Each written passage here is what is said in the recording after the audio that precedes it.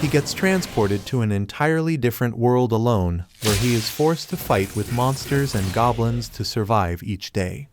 Nothing changes though, as even back in his own world Haru was a total lonely loser with no bitches and a future darker than my black hole. No one ever paid attention to this dipshit because he never fit in with any of the class groups, which were divided into the group of nasty delinquents, the school hoes, the Sigma Sam Sulek followers, the disgusting sweaty nerds, and finally the good girls with a stick up their ass. He puts his head on the desk again, knowing that there is no place for a dork like him in this world, when suddenly all the classmates start acting like great idiots as they stare at a golden glowing circle emerging in the classroom.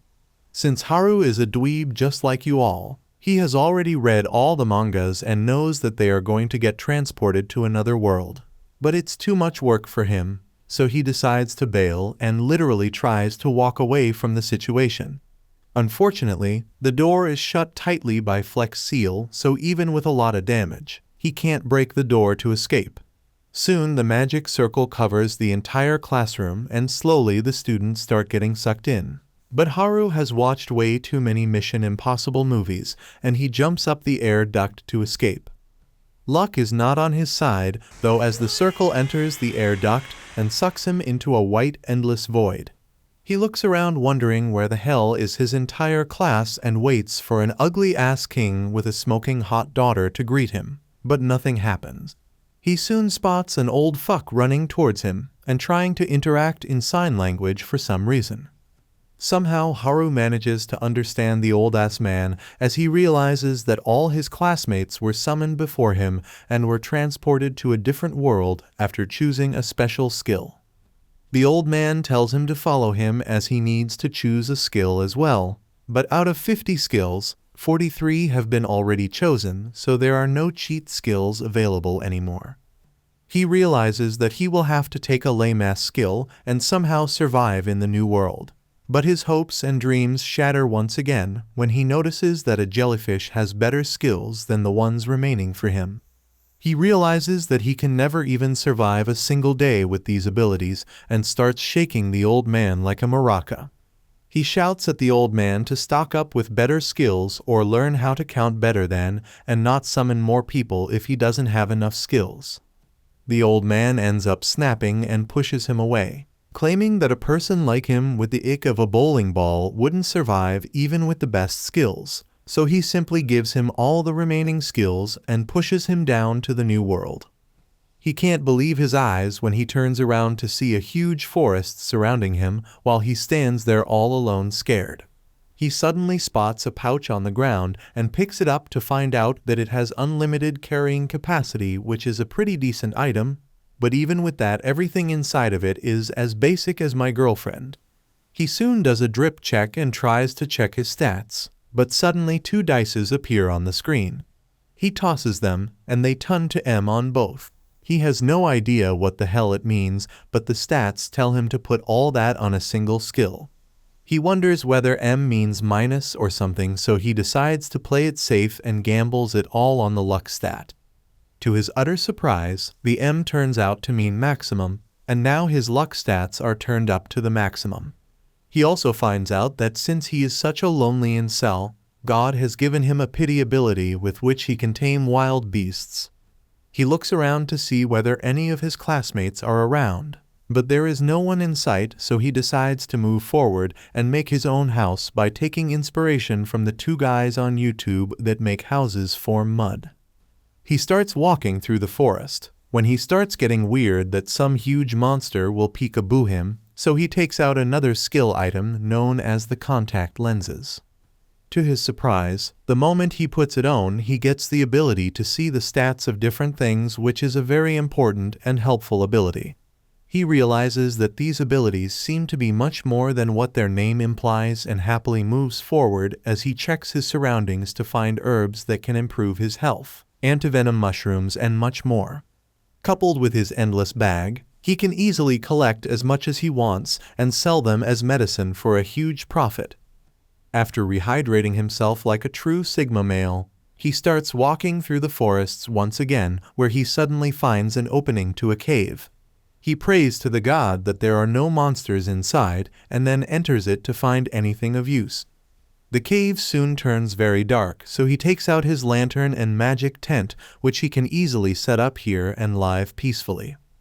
By the time night fell, Haru made himself more comfortable than Bear Grylls as he collects twigs and with his temperature magic, ignites them on fire, which will also keep the beasts away.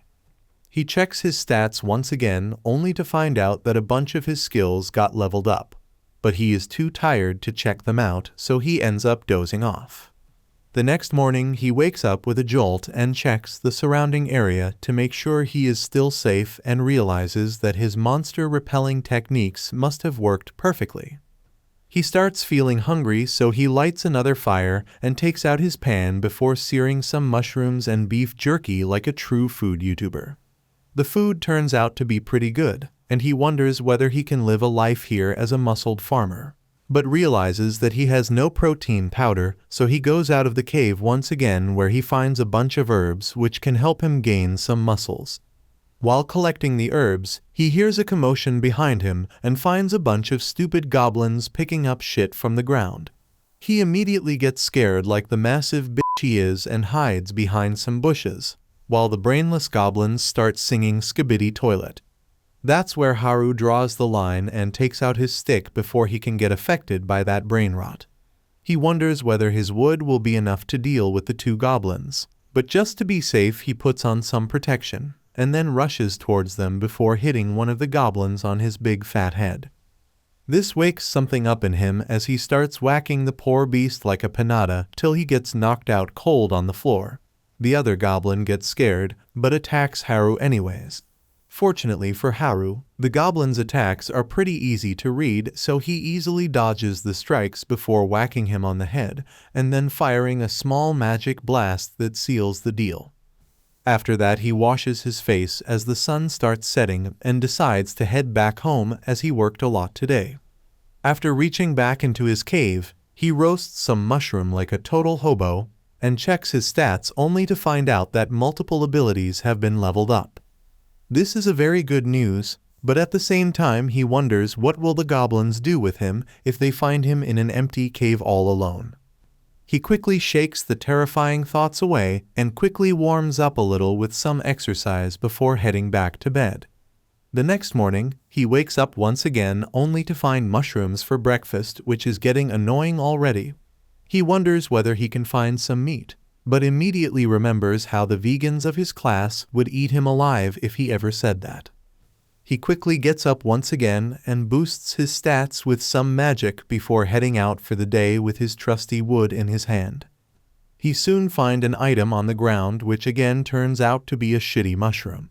He throws it down to the floor and starts searching for meat which grows on trees like a total imbecile.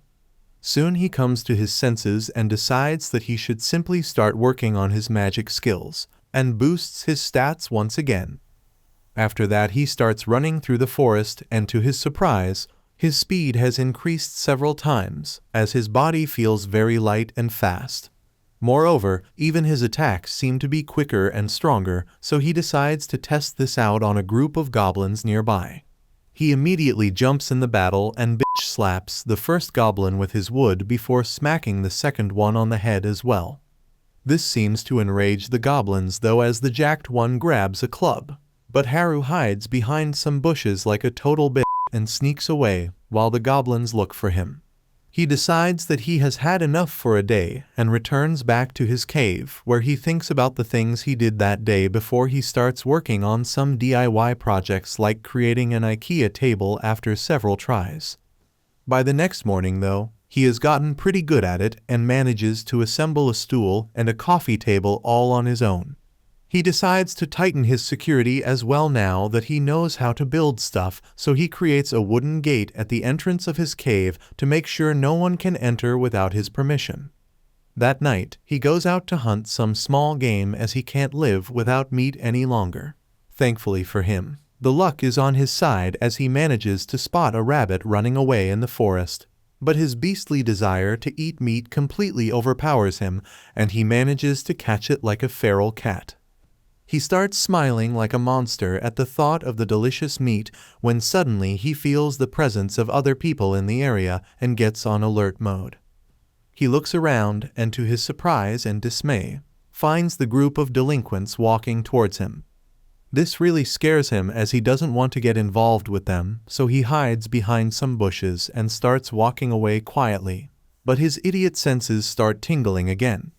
He quickly uses his special sight abilities, which lets him see everything around him, and to his surprise, he spots the class thoughts walking towards him from one side, while the average Sam Sulek enjoyers and the creepy nerds walk from the other side. He decides that he wants nothing to do with them, when he suddenly spots the vegan girls led by the class president. He lets the bunny go and wonders whether he should meet with the class president since she has been nice to him and he has known her since first grade. But he stops himself with sheer will as he thinks about how amazing it feels to be his own boss, and he decides that he will conquer this world alone. While celebrating his incel status, he ends up getting carried away and makes some noise which immediately gains the attentions of the delinquents. Scared that he will get discovered and wedgied, he immediately jumps into the bushes, hiding away from the delinquent. The smug cunt, however, notices that something is wrong and immediately walks over to the bushes to check. But thankfully a bunny saves Haru, while the delinquents turn away bored and leave. He decides to follow them towards a riverbank where they all sit down and start talking about everyday things that guys usually talk about. Haru is disgusted by their fatherless behavior and realizes that the class rep is very sensible and won't ever fall for guys like these. Suddenly, he notices that the delinquents have grabbed one of the nerds named Tanaka and are using him as Google to get all the answers about their abilities. They soon head upstream to find the rest of the classmates, but Haru is not interested in that, so he returns back to his cave and starts cooking up some shrooms while checking his stats. He notices that his loner skill got leveled up because he decided to stay away from his classmates, but even after this he is still level 3. This is probably because of his skill known as the Master of None, which is basically ADHD as he can't focus on leveling up a single skill. But at the same time he is pretty good at almost everything. The other skill named Blockhead, however, is a total mystery to him, as it just sounds like an insult. He decides to get rid of his anxieties by stress, eating like an average American girl, and heads back to sleep. Later that night, he is unable to sleep as someone is making a lot of noise outside, so he heads out, expecting to find the delinquents. But instead, he finds the nerds in an all-out battle against the goblins. They seem to be as skilled in martial arts as Joe Biden, which makes Haru chuckle as he wonders whether he should help these dipshits out. This all changes though when he checks their stats, only to find out that they have amazing cheat skills compared to his leftover skills and are much higher level than him as well. He remembers that his class is filled with top students, whether it be athletes, smart nerds, or children of celebrities, which makes him the only average guy in the class. He decides to head back to sleep as the nerds can defend themselves, when suddenly he feels a presence which puts him on alert mode. He turns around and notices 2 goblins creeping up on the nerds from behind, ready to shove their clubs up their asses, but Haru feels bad for them and decides to lend a helping hand. He immediately jumps in and whacks away both the goblins with a single swing of his thick stick, which knocks the goblins off. The nerds turn around, surprised to see Haru here, but they thank him for his help while Haru leads them back towards his cave. The nerds are shocked to see such an amazing cave, which is completely spotless and filled with all kinds of useful items and not even a single anime body pillow. They ask how the hell did he manage to do all that, and Haru replies that he knows earth magic and some other low magic skills which helped him set it all up. He then asks the nerds what happened to the other classmates, and this seems to silence everyone. The nerd with the glasses looks down before telling Haru that they are on the run right now. Haru is surprised by this and asks what he means. He explains that the day they got transferred into this world, all of them were in shock as they couldn't believe what the hell was happening, but the nerds quickly understood the assignment as they realized that they are in an alternate world and have cheat skills. The bitches were crying and the hoes were feeling bored, but the class rep was trying to calm everyone down. The delinquents noticed that the nerds were not as scared of this sudden change and threatened to beat them up if they didn't tell them everything they knew about this world. But before they could do anything, they get surrounded by a bunch of goblins. All the hoes started crying, and even the delinquents started acting like a bunch of bitches as they scrambled back into the corner. But this was the exact moment every single nerd in the world waits for, and the nerds took charge. They immediately take control of their abilities and used their knowledge about fantasy worlds to easily defeat the goblins. The average Sam Sulek fans decide to help, and together they manage to defeat all the goblins in the area. The class rep quickly took charge once again and led all of them into a clear area near the riverbed where they could actually see any danger approaching them. Soon after that, the nerds helped everyone understand the basic, and they all set up camps while the class rep distributed work between them. Everything would have gone well if the entire class worked as a single unit. But in reality, the hoes were the first who decided that they don't want to set up tents and work, so they left on their own. Realizing that leaving was an option, the delinquents decided to ditch them as well, while the class rep tried to stop all of them but failed miserably. And slowly the entire class got divided into their own groups, and they all went their own ways. This left the class rep along with the nerds and a handful of other students who tried to work together as a team, but because all the others were so incompetent, the nerds were forced to take most of the work, including the battle against the goblins and making sure that their camp didn't get raided. They also wanted to raise their levels as quickly as possible because they wanted to be safe from the two most dangerous skills which can control everyone. Unfortunately, both of the skills were taken by the delinquents who can't be trusted, and the only way to escape that spell is to have high level of magic resistance. The delinquents quickly learned about this as well, and to counteract what the nerds were doing, these useless wastes of oxygen started leveling up as well to make sure that their skills reign supreme so that they can take control of everyone else. The nerds told this plan to the class rep, who decided to train and get leveled up as well. Finally, after a couple of days, the delinquents managed to learn the mind control skills, and to their surprise, they conveniently found the class rep walking nearby. These worthless degenerates immediately try to use their spell on her, but the class rep had other plans and tased the shit out of them, forcing them to the ground. The nerds helped carry them back to the camp where their plans were revealed, and so the delinquents were kicked out of the group. Unfortunately, this was not the happy ending they were expecting, as these zero-ick losers decided to attack their own classmates and started burning down the camps and chasing after the nerds to teach them a lesson. The entire camp was destroyed as no one dared go against the delinquents with the mind control abilities, and this really broke the nerds who worked so hard for the camp. Moreover, the class hoes started showing their honus as they blamed the nerds for everything, as they shouldn't have picked a fight with the delinquents when they couldn't back it up. Slowly, the entire class turned against them, and only the class rep spoke up for them. But because the situation was too awkward, they decided to leave.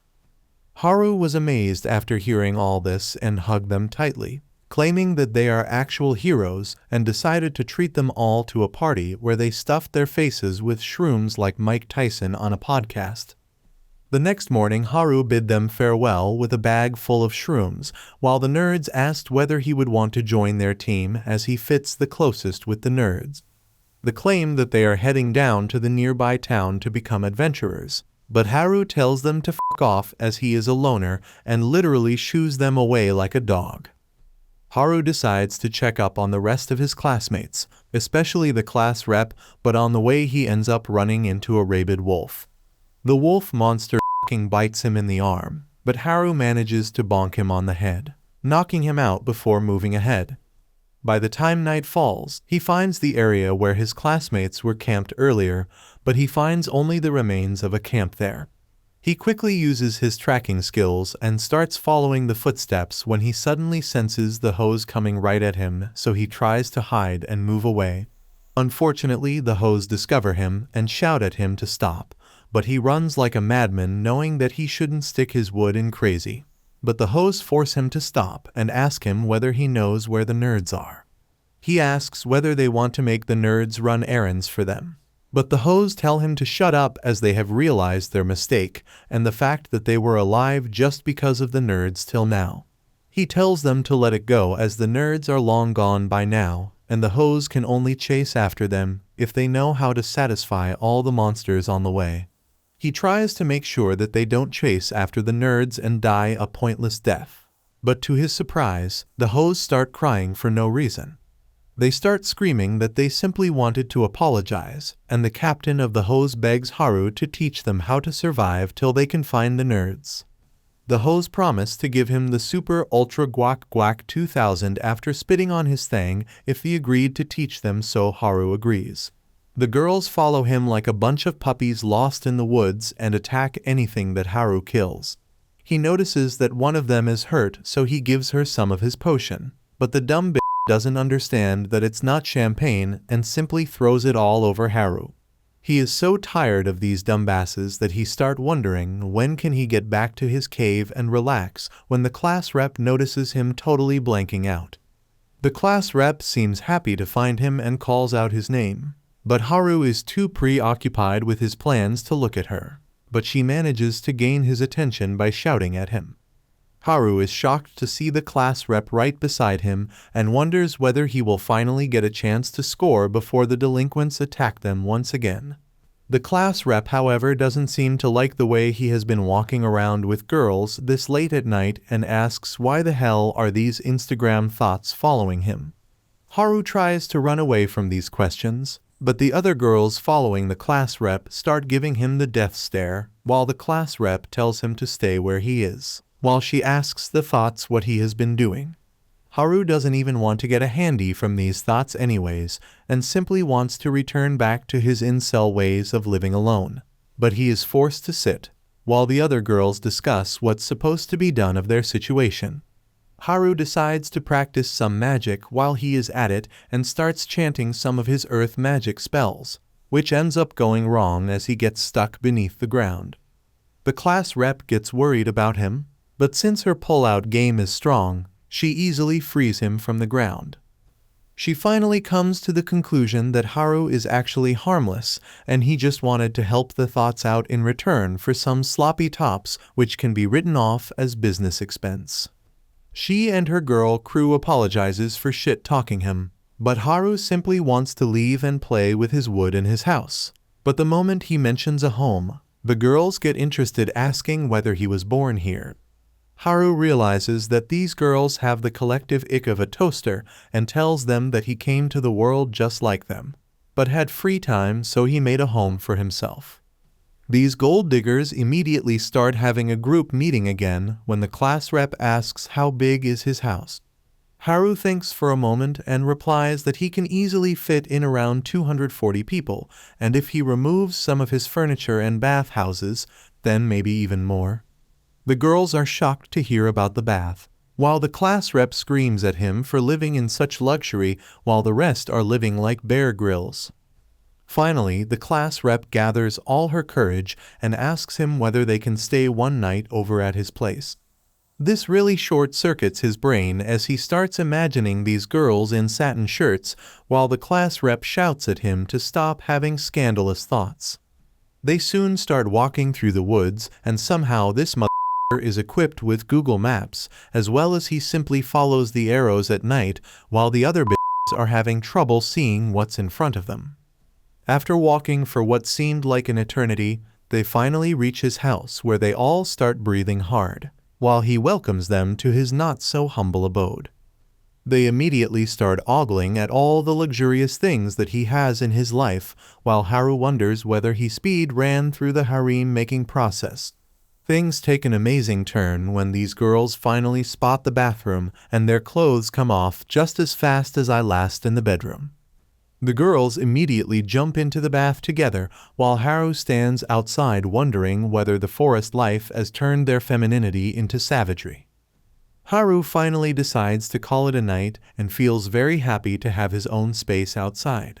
But even that is interrupted by the class rep who enters his tent and starts yapping about how the other guys left them all alone in the forest and how hard it was for the strong and independent girls to survive without their Stanley cups and their iced pumpkin spice lattes. But Haru's home provided them some much-needed relief. Haru tells her that she did a great job keeping their spirits high and protecting them throughout this journey, and she shouldn't compare herself to these weebs who have been working all their lives in the hopes of getting transported into an alternate world.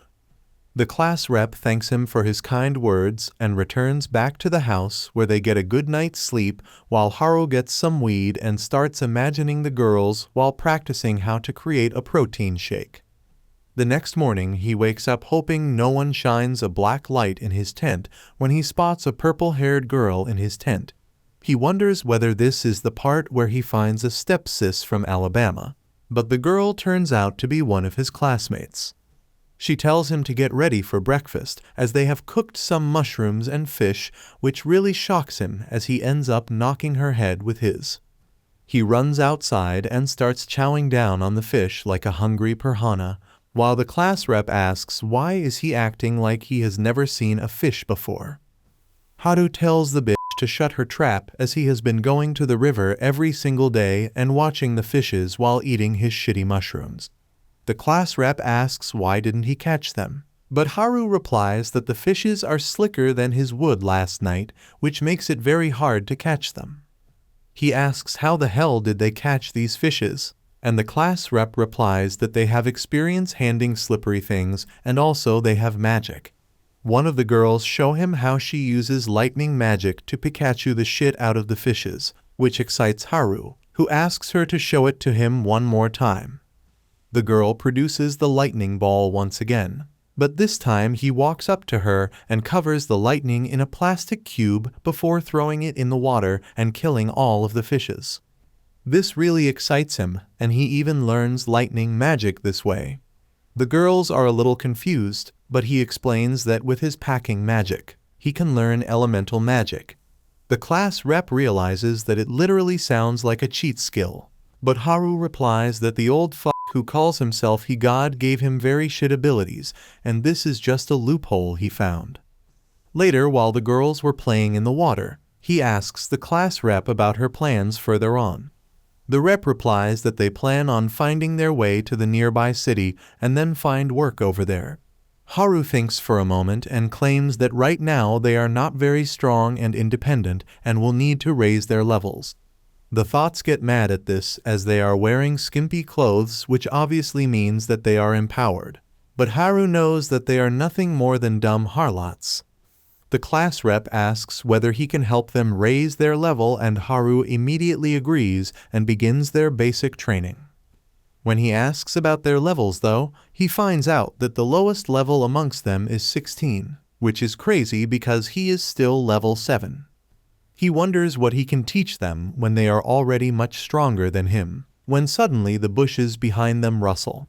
Haru calls for their attention and reveals that a bunch of wolves have been hiding and waiting for their chance to bite their juicy peaches, and as a test, he asks them to fight. The girls seem overly confident like any empowered woman of this generation, but at the end of the day they turn out to be totally useless and get their ass handed to them in a terrific fashion. After that disgraceful performance, they all enter Haru's tent and start contemplating their future plans as they don't have any skills, so all they can do is either return back to the kitchen or find a sugar daddy. The class thoughts immediately decide that they will easily find a rich man and the rest follow suit. Feeling empowered once again, while the pink-haired girl from the morning apologizes for entering his tent without his permission, as she just wanted to make sure that he was a harmless incel and not like those delinquents. He tells them not to worry and sleeps in his tent, only to wake up to a delicious breakfast with fish once again. While he was eating, he overhears some of the girls returning back to the forest to try and defeat the wolves with their womanly charms, I guess. But thankfully the class rep stops them and tells them that they have to practice. So, the practice begins as they start fighting against lower-level goblins. But these pathetic bitches are so trash that even the garbage truck refused to take them. They all lose one by one. But after some more training, the day for rematch finally arrives. The wolves seem pretty confident about themselves and even start talking smack. He wonders whether this would encourage the girls to fight, but some of these idiots are sleeping, while others are finding excuses to get out of the fight. Thankfully though, not all of them are useless, as the pink-haired girl takes the initiative and soon some of the other girls follow. Even though their execution was spotty, they manage to defeat the poor wolves pretty easily and party afterwards, even inviting one of the wolves to their room tonight for a rave. Haru lays down thinking that his job with these dumb hoes is done, but the class rep soon arrives and asks when are they leaving for the nearby town. This catches him by surprise, as he never planned on going anywhere, but these bitches be crazy and they force him to accompany them to the city. The next morning, he is forced to pack up all his stuff with the pink-haired girl, while the class rep gives everyone a pep talk. She soon turns her attention towards Haru and realizes that he literally wants to pack everything he can in the small bag. She tells him that they can't carry that much stuff by themselves, and finally, after some back and forth, Haru decides to leave most of his things behind and tells the pink-haired girl to stay here and watch over. The class rep is shocked at this and tells Pinky that they are not leaving her behind, and after one final check to make sure they have all the necessary items, they decide to head out for their adventure. Haru looks out into the open wondering about what problems they will have to face during their journey, and tells the class rep that they'll have to stick together no matter what if they want to escape this forest alive. Unbeknownst to them, that night when the rain started coming down, one of their classmates who was left alone runs through the dark forest, stumbling over roots and rocks running away from a hidden attacker. His marathon ends soon though, as he finally falls to the ground and turns around to face his cloaked attacker, begging him to let him live as he doesn't have the abilities he is looking for.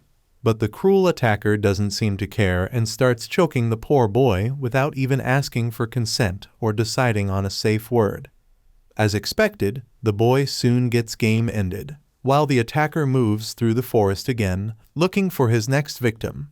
The next morning they continue their journey through the forest as Haru realizes that he needs to stay with the girls at all times to make sure they are safe from the delinquents who are after them. They decide to try and leave the forest as soon as possible as they were not feeling safe inside. But while walking through an empty plot, they suddenly come face to face against a giant orc wielding a massive club.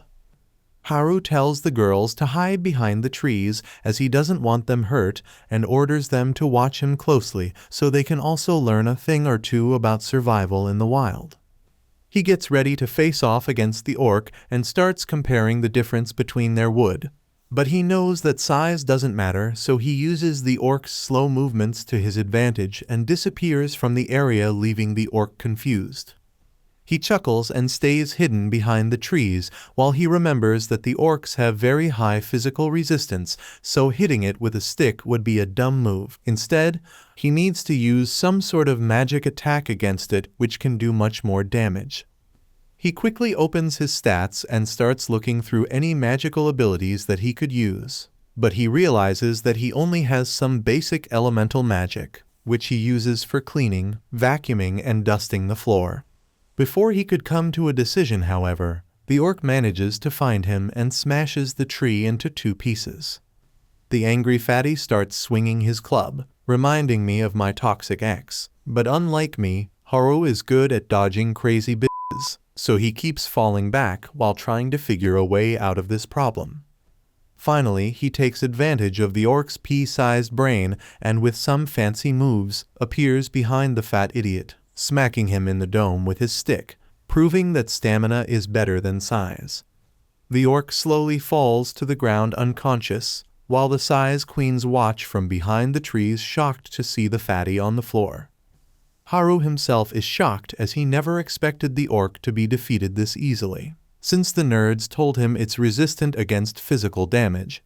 The girls seem annoyed since they can't learn anything from this, as he didn't even use magic. He apologizes and promises that the next fat idiot they meet will be killed only using magic. It doesn't really take them long to find their next opponent, as a stupid orc was minding his own business walking towards his skibidi toilet, when Haru decides to rizz up the girls with his unlimited aura and creates a small fireball in his hands. He expected the magic to not be very effective since this is the first time he is using it. But when he shouts Kobe and throws the ball at the orc, the ball explodes in its face, killing the beast with a single headshot. The girls again are shocked, as there is no way they could learn anything from that display of power. Regardless of that, they have a pretty successful day, so by the time night falls, they create a campfire and start doing their natural jobs by creating a kitchen and cooking food. Meanwhile, Haru stays busy creating traps around their campsite and making sure their tents are protected by both monsters and any other enemy. Suddenly, he detects someone coming their way, so he immediately jumps into action and hides behind a tree. He realizes that the intruders are humans and expects the delinquents to come through, but the intruders turn out to be the jocks looking for some creatine in the wild. Haru is relieved to see them as compared to the delinquents. They are much nicer. They seem to be surprised to see Haru in the wild and claim that they were looking for the girls as they wanted to warn everyone about a new dangerous ability that they have just found out about. Haru is immediately interested while the roided-up jock tells him about a secret ability known as hijack, which is even more deadly than the mind control abilities of the delinquents. They claim that they can't trust anyone now, so Haru decides to prank them and pretends to have the hijack skill. The jocks, however, simply laugh it off, claiming that even if he had the hijack ability, it won't matter as he would stay shut in inside his house. Haru takes offense at this and claims that he actually has an ability called servitude, but the jocks claim that it's 2024 now and they don't vibe with the whole slavery thing even in the South. After that, they bid Haru farewell, telling him to be on the watch against the person with this hijacking ability as they walk off into the forest to look for some protein shake. The next morning the girls get ready to get some weapons training, but while they were busy doing makeup, Haru decides to go into the forest to let one out, but the class rep ends up following him. She stops him and asks where he was last night, and Haru honestly replies that he met up with the jocks who warned him about a hijack ability. The class rep immediately looks a little pale as she starts squirming before bowing her head down and apologizing for hiding something important. Haru is not a dumbass though, as he already guessed that she probably has the hijack ability. The class rep is shocked to see Haru look so calm, as she asks where did he find out about it. Haru replies that he is not as dumb as those creatine-guzzling numbskulls and deduced that much from her behavior. The class rep still looks confused as hijack is a pretty scary ability, as it gives her the power to steal anyone's skill after killing them. Haru tells her not to worry too much about it, as the nerds know what they are doing as they already are trying to seal the mind control abilities of the delinquents. But even after knowing about her hijack abilities, they didn't bother changing anything, which simply means that they trust her. Haru feels the same as he tells her that he is pretty relieved to know that she has this cheat ability, as he knows she won't use it to hurt anyone. The class rep feels very relieved after hearing this, and she starts smiling at Haru, which really gets his juices flowing as he decides to run into the forest to bust one before starting the day. When he gets back to the camp, he starts selling nut shake cocoa optional for some reason and starts asking for money. One of the thoughts immediately agrees to sell her body instead, and Haru obviously agrees to the deal, but the class rep immediately shuts it off as she is not going to let anyone get pimped out. The thought, however, feels pretty bummed as she really wanted that nut shake, so Haru decides that they should better start walking to get their brains running again. They start making good progress when Haru suddenly spots the river up ahead and tells the class rep that he will be going ahead to scout a bit while she makes sure that the group is safe. The class rep wanted to stop him as he went into the forest this morning as well and came back with suspicious coconut shake. Haru, however, doesn't listen and uses his super speed to launch into the forest and then starts using his magic infusion skill to make his body lighter. This gives him the ability to be more nimble as he jumps onto trees before launching himself up in the sky to get a better view. He quickly realizes that they have covered a lot of ground, but this dumbass forgot that he has no landing gears, so he cartoonishly tries to float in the sky, but obviously fails and comes falling down to the ground, barely surviving with 1 HP. By the time he returns back to the camp, it's already nightfall and the class rep gets pissed to see him all bruised up. He calmly tells her that he fell down from a tree, while she screams at him to stop hitting his head again and again as he already has very low IQ. Usually, Haru doesn't have to deal with bitches and their opinions, so he tries to calm her down with some more suspicious-looking nut-shake cocoa optional. But the class rep refuses and walks away, while the class thought immediately runs up to him, asking for a buckache. Because of his scouting though, they found a much faster way through the forest the next morning, and after some bitch crying, some water sports, they end up running into a bunch of orcs. The bitches turn out to be super adept at running away as they immediately crush poor Haru beneath their shoes to run away. Finally, after dealing with all the issues and traveling through the forests for several days, they manage to get out of the woods and get the first sight of the beautiful city in front of them. Haru suddenly notices that he seems to have unlocked a new skill known as airwalk. He decides to check it out, and to his surprise, with this ability, he manages to easily walk in the air as if he is climbing stairs.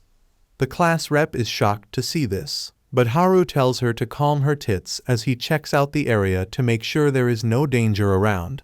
He climbs high up in the sky and uses his supervision to check far and wide when he suddenly finds some NPCs armed and armored, fighting against a bunch of monsters. He returns back to the ground and tells the class rep about it, who immediately claim that they must help those guys. Haru isn't interested in having any competition for the girls, so he refuses, claiming that these guys could very well be bandits. But the class reps pleads with him to help as if they are not bandits. They might die a painful death. Haru realizes that these bitches be crazy, so he tells them to chill out while he goes alone and checks the issue out. The issue still remains that the NPCs are pretty far away. He decides to use his ingenuity as he starts combining different spells with magic infusion, as he makes his body very light, and then uses wind magic for some boost. Together with those spells, he starts using air step and jumps from one step to the other with an incredible speed. His gamble ends up working out as he realizes that now he can travel to faraway places very easily. Unfortunately though, the dumbass class rep ended up getting pulled in by his magic as she struggles to hold his cape. But due to the increased weight and not knowing how to apply brakes, Haru ends up crash landing just near the NPCs. Thanks to his entry, the monsters end up dying, while the class rep is knocked out cold, while the NPCs wonder who the hell these insane idiots are. The NPCs introduce themselves as Gat and Oft, claiming that they were here on a quest to kill these monsters, but they were clearly outmatched, and if not for Haru they would have died. The girls in the party quickly heal each other, while the group starts fixing their carts when Haru offers them some grilled mushrooms. Gat takes it happily, but in a single bite, he realizes that these are not normal shrooms but something known as a buff shroom which can help them regain their strength immediately. Haru hands out the mushrooms to the remaining party members who immediately regain their energy as they wonder why would this stranger offer them such valuable food resources. Haru's mind, however, is stuck at the fact that these old fucks are surrounded by these absolute hotties, which pisses him off as he gets ready to punch them. But thankfully the class rep wakes up and stops him immediately. Soon enough the other bitches arrive at the location as well, and are immediately enchanted by the beautiful elves as they ask for their beauty routine. For helping them survive, the NPCs decide to escort them all the way back to the city, which is a huge accomplishment as the girls happily enter the city, waiting for their next adventure. Haru is pretty happy to see that the girls seem delighted by the new city as they run around the town circle, checking every single shop while Haru wonders whether he should leave, since his job here is done. While Haru chills with his Jack Daniels, the bitches seem to be going crazy as they look at all the buildings that look like cupcakes, which gets their mouth watering. Thankfully, the class rep is there to keep everyone under check while she screams at Haru to help her manage these flocks of bumbling idiots as she can't do all this alone. She sounds her whistle, which immediately brings all the girls to her like a bunch of trained dogs, which surprises Haru as she never expected the class rep to hold this much power. Watching this, he feels more at ease, thinking that the girls are in good hands, but the class rep isn't going to let him off the hook so easily. She starts formulating the plan for the day as she tells them that first they will bring their ass to the Adventurers Guild where they will trade in all the loot that they have collected so far. With the help of the money obtained, they will register themselves with the guild, and after that get a good night's sleep on a comfy bed. Everyone seems to be on the same page till here. But then the class rep mentions that a few days later they will also start asking around for any information on the class nerds. But this makes the class thoughts pretty mad as they want to find the nerds as soon as possible, so that they can apologize for shitting on them for no reason. The class rep apologizes, claiming that she obviously wants to find the nerds as well, while Haru jumps in asking whether the class thoughts want to give the nerds a good sloppy top. A little while later they finally arrive at the Adventurers Guild, but it is much scarier than they ever anticipated. They were expecting a place filled with girls with big plots and happy welcoming faces, but instead they are greeted by a bunch of grown men looking hungrily at them as they wonder who the hell are these newbies. Thankfully Oft emerges from the stairs and calls Haru in, claiming that the guild master wanted to see them, so Haru tells the class rep to wait outside, while he enters the guild all on his own. As soon as he enters inside, all the adventurers start staring at him, while Gat directs him to go inside where he finds an angry-looking guild master who asks whether he is the Haru who fought against the wild beasts. Haru gets scared and wonders if he should simply run away, but he decides to bite the bullet and nods in agreement. Suddenly, the entire atmosphere changes as the guildmaster starts shaking his hands, thanking him for saving the life of this party, as without him Oft's party would have been dead. Haru is pretty shaken up by this meeting, but decides to head downstairs where he finds an open reception. He decides to trade some of the emerald crystals that he harvested along the way. The four-eyed girl at the counter claims that she can appraise the crystals and give him a fair price for it. So Haru decides to try his luck and pours a huge sack of crystals on the table, which totally shocks the girl who wonders who this man is. After that, Haru feels like a total baller, as he claims that he has even more crystals ready, but the girl claims that they don't have the capacity to check so many crystals right now and asks for a day's time. Haru agrees to that and starts walking back to the main room, where he finds out that the girls have already gotten registered at the guild. The adventurers seem very surprised as almost all of the girls are already level 30, which they were not expecting at all. But Haru knows that he has trained the girls enough that they can't even defeat a level 40 adventurer easily. Finally, one of the class thoughts pushes Haru inside to get registered as well, and even though he didn't have any plans on working as an adventurer, but he still decides to try his luck as this is the time where he can impress all the girls and kiss his incel life goodbye. He proudly enters the room where a blonde girl checks his stats, but calls him a loser, claiming that you need to be at least level 10 and also be in a party to even register at the guild. This totally breaks poor Haru, who falls to the ground as he starts begging for a second chance. But the girl tells him to grow up and start looks maxing, as that is the only way he can ever get into a party with his ugly face. She tells him that he can only start adventuring solo once he reaches level 20, and he won't even be called a proper adventurer till he reaches level 30. He realizes that there is no way he can get a party because of his loner skill, and he can't even go solo as he is not even close to level 20. This totally breaks him as he wonders whether he will always stay a loser. The class rep feels really bad for Haru, so she cheers him up, and they all soon make their way towards the hotel to spend the night. After a long time, they finally get to sleep on proper beds, which is all they wanted. But Haru still stays awake in his own bed, as he felt much more comfortable sleeping in the forest. The next morning everyone goes outside to explore the town since it is pretty safe. And even Haru decides that he should just get the money from the emeralds and head back to the forest, as the girls should be safe now. But unfortunately, the girl at the reception alongside her superiors all apologize to Haru since they don't even have enough money right now to pay for all his emeralds. The guildmaster walks out, claiming that he brought so many emerald crystals that they didn't even have enough manpower to count it properly, let alone pay for it.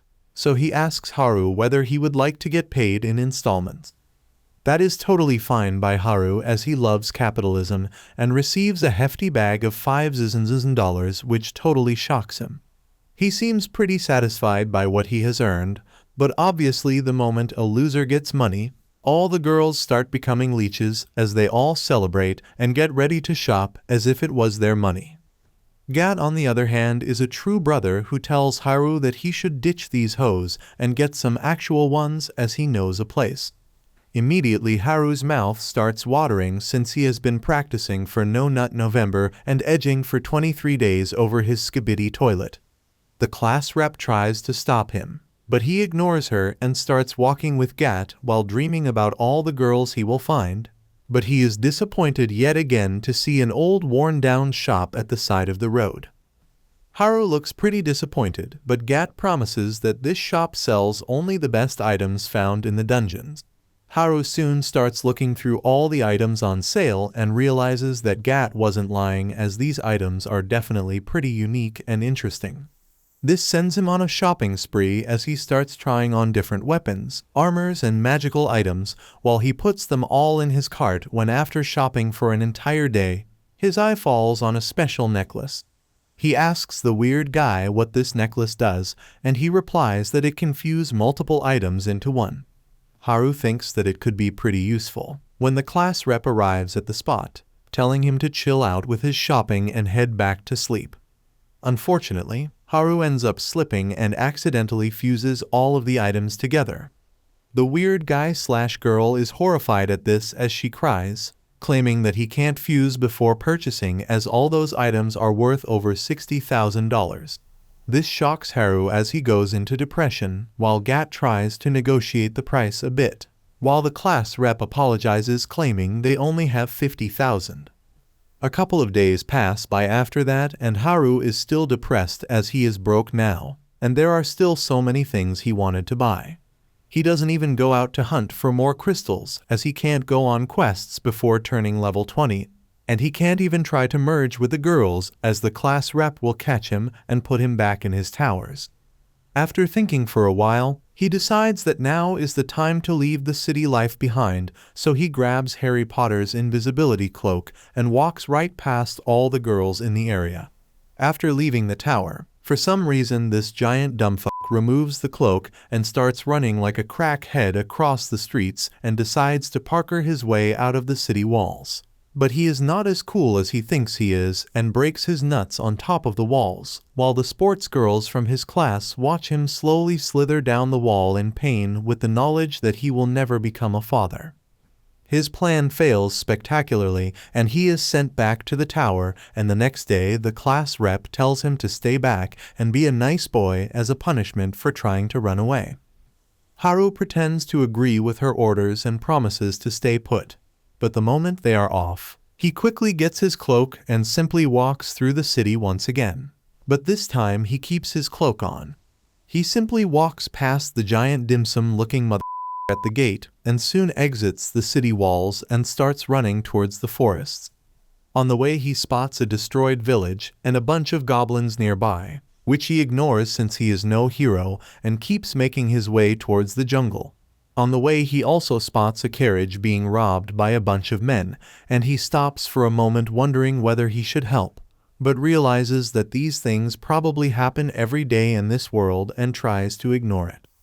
Before he could run away though, one of the robbers throws a spear at him which he dodges while the others get ready to attack. He tells them that he just wants to be alone.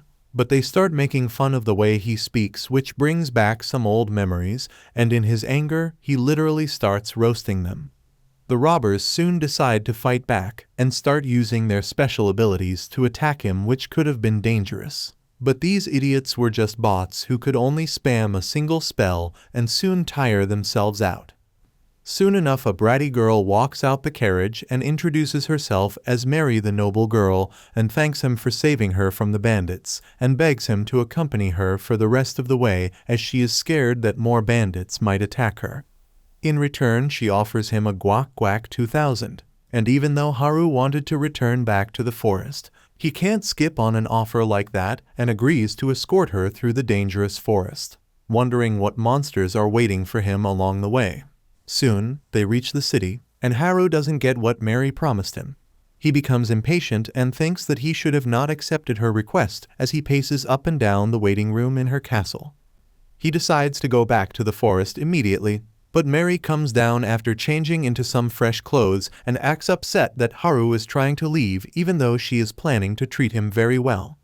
He has no choice but to go along with her, and to his surprise, her way of saying thanks is better than he expected.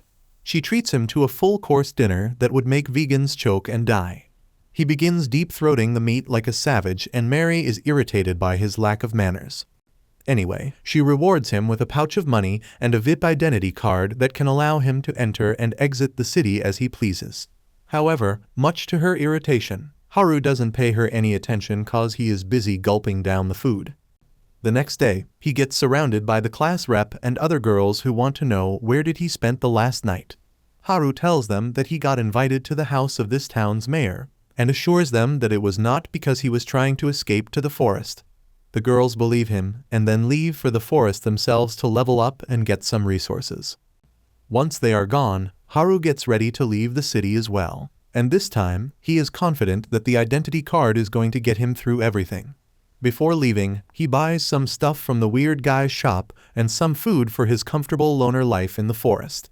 He also writes a note for the class rep so that she doesn't get angry, saying that he is going to look out for the jocks since he is worried about them. Since it is not completely false, Haru thinks that this would be enough to keep the class rep from looking for him. With that, he heads to the gate and shows the big dim sum his identity card to get out of the city legally. He feels at home in the forest with the wild creatures and monsters living freely. He misses his home and thinks that he can finally become a loner like he was born to. Again, just then, an orc attacks him from behind, but Haru easily knocks it out with his staff. However, he finds it odd because orcs are not supposed to be found in the outer parts of the forest. He thinks that something fishy is going on here and walks deeper into the forest, where he finds a huge blood stain on the ground. Haru panics a bit, wondering if this blood belongs to the nerds, which is unlikely because they are masters when it comes to things in another world. He thinks that it is most likely the blood of the jocks or the delinquents, and decides to follow the huge trail of blood. He finds the jocks severely injured and his heart breaks, thinking that they may have picked a fight with the delinquents and ended up dead. However, he sees one of them is still breathing, and he immediately throws all the healing potions he made from the mushrooms on them. He wishes that they can recover because Sam Sulek would, and his wishes are answered as the leader of the jocks opens his eyes. Haru leads them all to his cave, where they tell him what actually happened. They tried confronting the delinquents to protect the girls, but then suddenly, Tanaka, who was supposed to be their pet nerd, backstabbed them. He killed all the delinquents and even stole the op weapons that they received on coming to this world, and they had no choice but to run away from him. However, he caught them, and they were no match for him.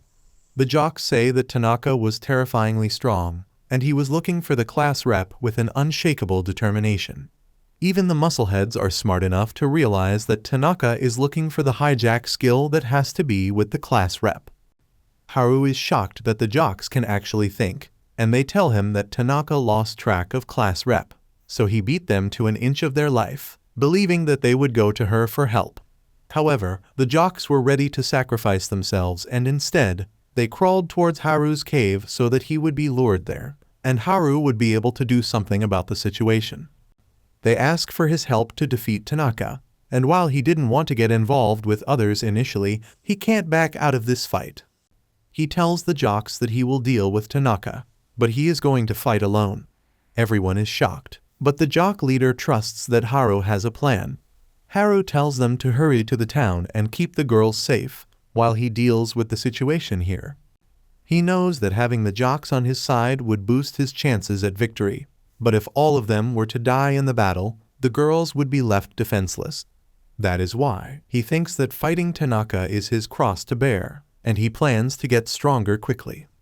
He starts forming a strategy to counter the powerful weapons that Tanaka has taken from the jocks.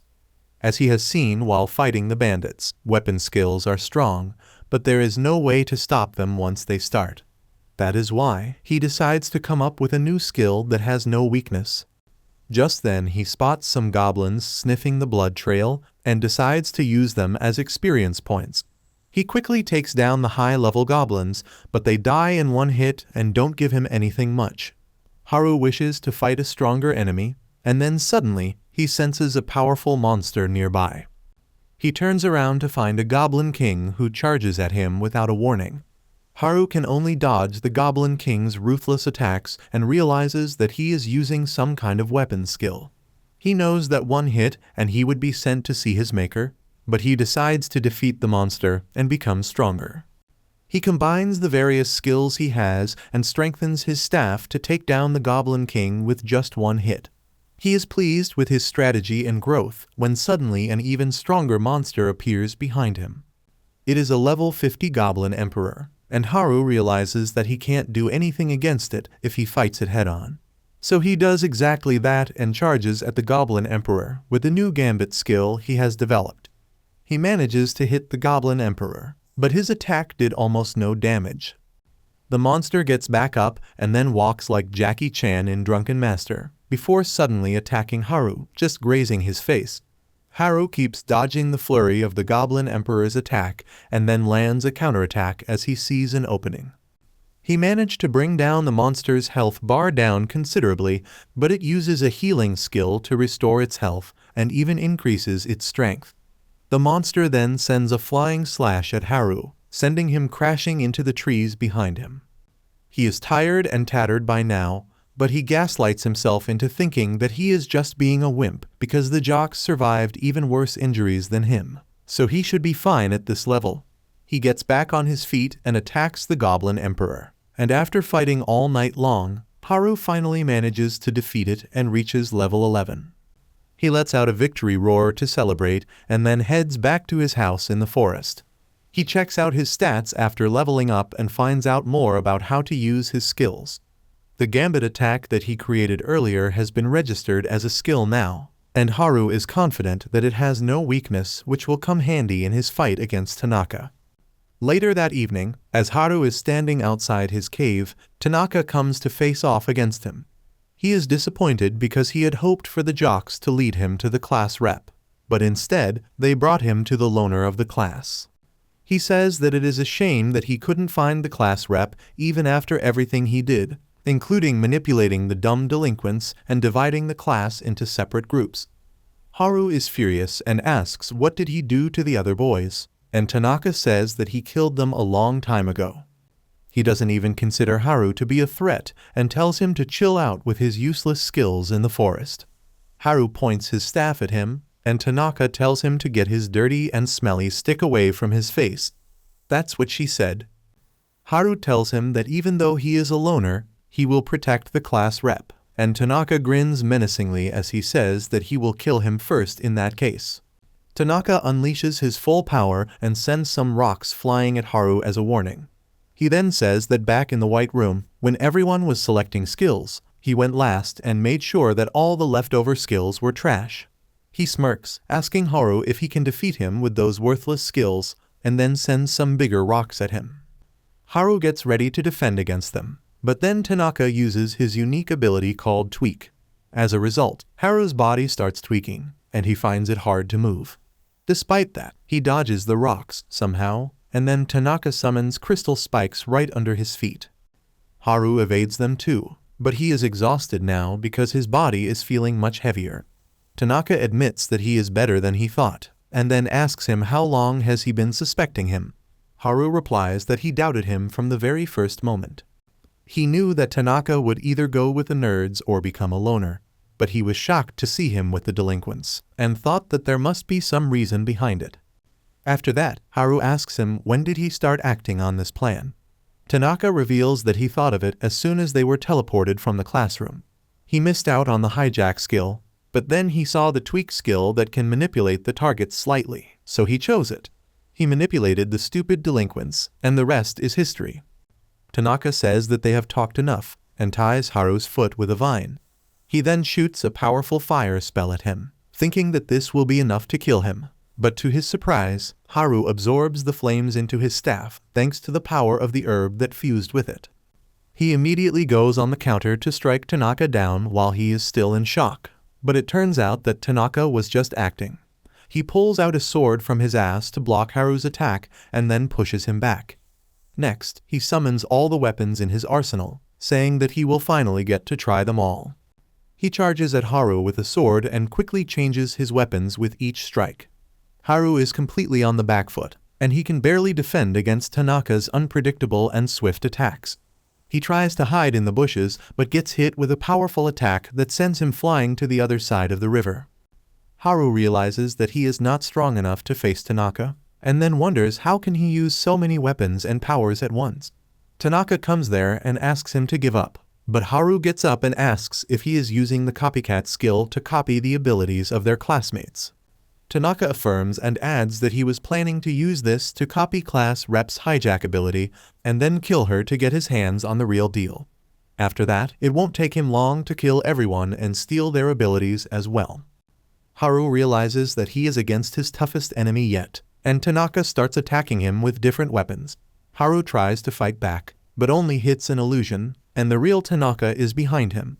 He thinks that this tactic won't work, so he points his staff to the ground, and Tanaka thinks that he gave up.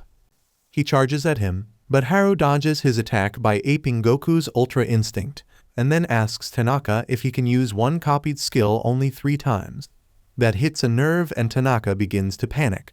He loses control of the situation, and Haru says that he figured out the weakness of his copycat skill a long time ago, and made him waste his copied abilities on purpose.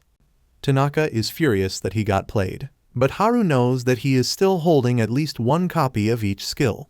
Tanaka attacks him in desperation, but Haru dodges his attack and then knocks him back with a kick. He decides to finish him quickly using this opening, but then Tanaka suddenly fires a powerful shot at him, causing him to stop. He is determined not to lose, so he decides to use his ultimate weapon. Tanaka summons a dagger and moves towards Haru rapidly, dealing him 2 quick strikes before vanishing and appearing above him. Haru dodges everything, but as dust fills the air, he realizes that this was just a decoy, and Tanaka has something else up his sleeve. He is right, because Tanaka is hiding behind a rock, charging up his ultimate ability called Instant Death. He hits Haru with that, and true to its name, the skill ends his life instantly. He falls to the ground, and Tanaka comes out to laugh like an evil genius. He stomps on Haru's head and decides to go on his way, but then suddenly, Haru gets back up and asks why is he leaving so soon. Tanaka freaks out and asks how the hell can be alive after getting hit by instant death, and Haru reveals that he has the general health skill, which makes him resistant to status effects, and instant death is one of them. He also has his luck stat maxed out, which means that the success rate of instant death was greatly reduced. Tanaka loses his mind and asks why did he collapse then, and Haru says that it was an act. Tanaka still can't believe it and says that it should be impossible for him to move so swiftly when he was under his tweak skill, and Haru reveals another secret. He used another skill called Blockhead that allows him to control others like a puppet, and he used it on himself to counter Tweak's effect. Tanaka can't control himself anymore, and he immediately begins spamming his weapon skills at Haru, who easily blocks them. The nerd falls to his knees, unable to believe that his perfect calculations failed. He recalls how he was always bored at school because he was a genius ahead of everyone. He wished for a way to cure his boredom, and then he was teleported into this world with the rest of his classmates. The moment he saw the skill list, Tanaka knew the choices he should make to make his life most thrilling. He was more than willing to kill his classmates for that, and thought that once he got all the abilities, he would be perfect and unbeatable. He can't believe that he lost to someone with useless skills, and in the madness, he charges at Haru recklessly. Haru easily disarms him, and thinking that Tanaka has ran all out of tricks, he goes ahead to finish him. However, his sword returns back and pierces Haru, who realizes that Tanaka was still hiding his remote control abilities. Tanaka declares that he still won in the end as he begins slashing Haru, but then Haru punches him away. He managed to block the damage with his packing skill, and then decides to end the battle by using the gambit skill to deal a blow that Tanaka cannot dodge.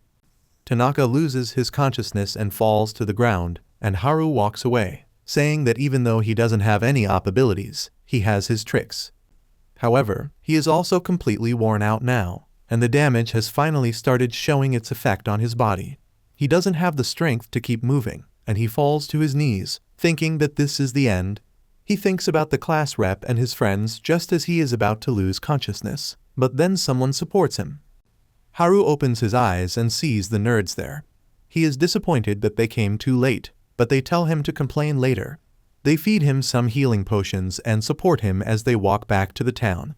Haru asks them what are they doing in the forest, and they reveal that when they were returning from a hunting trip, they saw their classmates and learned from the jocks that he was trying to fight Tanaka. So they immediately rushed to help him, but they were a bit late. Soon, they reach the city and everyone is waiting for them at the gates. The girls surround Haru as they offer themselves as his reward, but he nervously walks away from them and high-fives the leader of the jocks. The girls drag him inside, and the vain TikTok bitch apologize to the nerds for their past actions. Haru thinks that this is the happy ending everyone wanted, and now he has no role here. He decides to sneak out while everyone is busy, but class rep stops him and asks where the hell is he going. He freaks out, and then she suddenly hugs him, saying that she was really worried about him. Haru apologizes, but the class rep tells him that an apology won't be enough. She has gathered all the girls in the class who are going to scold him for sneaking out of the city without telling them. Haru freaks out, but he has no choice as the girls drag him back into the city to scold him and then suck his soul out. Later that night, Haru has a dream about someone chained deep inside a dungeon, waiting for a person to come there. The chained person appears like a girl one moment, and then like a skeleton the next second. Haru instantly wakes up as the dream ends, and wonders if it could be hinting to something. The next day, as he wakes up and goes to the tavern, he finds the gang of nerds there, who are ready to venture into the dungeon to hunt some monsters. They tell Haru that they are looking for a rare item that increases their Riz points and changes how other people see them. Haru says that it is perfect for nerds like them whom no one likes, and they reply that they could say the same about him. After they leave, Haru thinks that since his work here is done, he should really get back to his cozy cave in the forest, but the class rep is right behind him. She is furious that he is trying to escape again, and is ready to go Super Saiyan on his ass. Haru asks her to have mercy on him because he got lectured for a gazillion hours the last night, but class rep tells him that it was the collective lecture from all the girls, and her personal scolding is not yet finished. Haru begins sweating and falls to his knees as he promises not to do anything dangerous again, and class rep finally leaves him alone. He is still rattled, but then thinks about the item the nerds were talking about. He thinks that if he can use it to raise his affinity with the class rep and others, he won't ever get scolded, and then he can return to his loner life in peace. So he decides to hit the dungeon too, but on the way, he suddenly encounters a bunch of pig monsters who are ready to hunt some humans. However, Haru thinks that they are just the right amount of warm-up for him. Back in the city, class rep is receiving a monster subjugation mission from the guild master, when suddenly, the noble girl Mary comes running there and tells them about a massive monster outbreak. She says that a huge horde of orcs is approaching their city, and it has already destroyed a couple villages in its way. The adventurers immediately get ready to fight the orcs, and class rep also offers to help in the fight. She runs back to the inn to rally everyone, but then wonders where Haru went. Right now, he is charging towards the orcs while analyzing the situation. He quickly takes down the smaller orcs and then moves on to their boss. He attacks the orc king with his staff, but it doesn't do much damage. Haru spams the orc king with powerful attacks till it is knocked out cold, and then resumes walking to the dungeon. He soon finds the dungeon and uses his stealth skill to enter it without alerting the guard outside. The weeb inside him is really pumped up about exploring the dungeon, and he quickly finds a treasure box. However, it has only junk in it, much to his disappointment. Haru tries other treasure boxes as well, but all of them are more useless than my college degree. He begins to think that he should have asked an expert before coming to the dungeon. That immediately reminds him of the weirdo who sells special items found in the dungeon, and he decides to talk to him about it. Haru runs back to the city, where the adventurers and the girls are standing firm, waiting for the orc attack. They have been waiting since midday, and now they wonder if the orcs are really coming or not. Suddenly, they spot someone coming through the dust cloud, but it is just Haru. Class rep is shocked to see him, and she immediately runs to him. He asks why is everyone at the gate, and why have they a lit bonfire. Class rep tells him that a nearby village was attacked by monsters, and now this town is in danger too. She says that while they were here trying to protect the town, he was goofing off somewhere without being aware of the danger. Haru gets nervous as he thinks that another night of scolding awaits him, when suddenly, he hears one guy talk about the orcs. He nervously reveals that he might have wiped out the entire horde of orcs on his way, and this news leaves everyone dumbfounded. While everyone is impressed by his strength, his classmates are furious because he did a dangerous thing right after he promised them that he would not do it again. Later, they return to the guild where Mary and the guild master thank Haru, but class rep is still bitching and moaning about him doing dangerous things. The weak bitches tell Haru that they are lecturing him for his own good, because monsters have been growing stronger and more violently lately, which is an early sign of a monster stampede. This time, even the guild master and Mary ask him not to do anything dangerous, and he promises them, just like politicians promise things out of their ass every 4 years. The next day, Haru visits the weird shopkeeper, who freaks out on seeing him and says that he doesn't have anything to sell today. However, Haru tells him that he is not here for items, but for information on an item that can increase one's affinity. Voldemort's cousin tells him about the pheromone rings, which gets Haru's blood racing to his crotch, and he asks him where can he find it. Voldemort Light says that the rings will probably be in an area of the dungeon that has not been explored yet, and those places can only be found from the 50th floor. Haru is excited, but the weirdo warns him that each floor has a boss monster that needs to be defeated to reach the next one. The weirdo is just trying to sell him some potions by scaring him, but Haru says he will order some from Temu. However, the nerd gang hears this, and they immediately tell the girls about his plans. They are more determined than ever to stop Haru from risking his life and using a risky item. They angrily follow him and confront him about the pheromone ring. Haru cooks up a story about looking for the Solomon ring that turns one into a Disney princess and lets them talk with animals, but no one is buying it. So he just runs to the dungeon, and the guard does nothing but tell him not to go inside. The rest of his classmates follow him, and class rep tells him to stop running or he will get caught by a trap. Haru is confident in his maxed out luck stat, but then suddenly, he touches a wall that crumbles and he falls right through the hole. He keeps falling for a very long time, and uses earth magic to turn the ground bouncy like he had Luffy's Gear 5. Thanks to that, he doesn't get hurt from the landing, and then begins looking around to figure where he is at. In his struggle to explore the dark region, he suddenly learns the spatial awareness skill along with trap detection. He immediately uses both the skills to scan the area and finds that he is on the 101st floor, when the dungeon is said to only be 100 floors deep. He is terrified that he may face an extreme strong boss monster here, but still walks through the hallways full of dark mana. He reaches a room at the end of the hall, and when he opens the door, a strong gust of wind caused by an overwhelming mana almost blows him away. Haru wonders who could have such a strong mana, when suddenly, he sees the chained skeleton he saw in his dreams last night. He keeps walking towards the skeleton monster, and finds that it is the Dungeon Emperor who rules the entire place. It is a level 100 monster, and Haru begins to shit bricks as he realizes what he is up against. He uses his appraisal skill on the Dungeon Emperor, but all of its stats and skills are hidden. Whatever is revealed is enough to terrify him to the core, because the Emperor belongs to multiple races of monsters like Lick and Dullahan. Haru thinks that he can't beat the Dungeon Emperor in long-range combat, so he decides to quickly move near it and deliver a surprise blow. However, the boss monster easily blocks the attack, and Haru decides to use its overwhelming speed against it by using his gambit skill.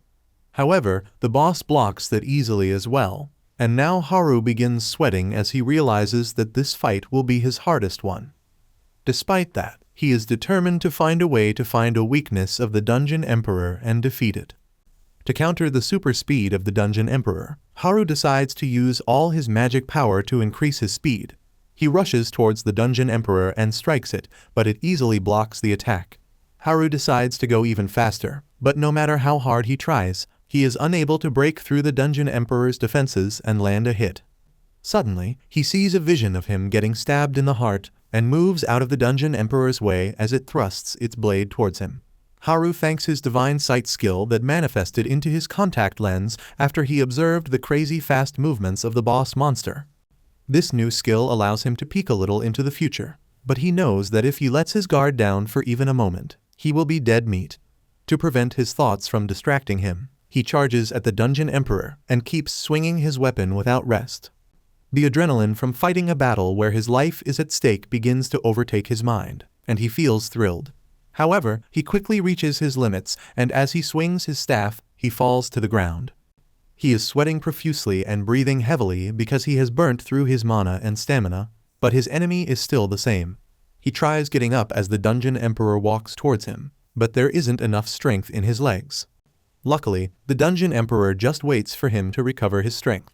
Haru wonders why is he not attacking, but then suddenly realizes that the Dungeon Emperor hasn't shown even a bit of murderous intent during their entire fight.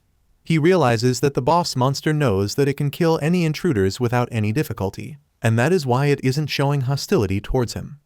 Haru gets up and tells the Dungeon Emperor to stop underestimating him.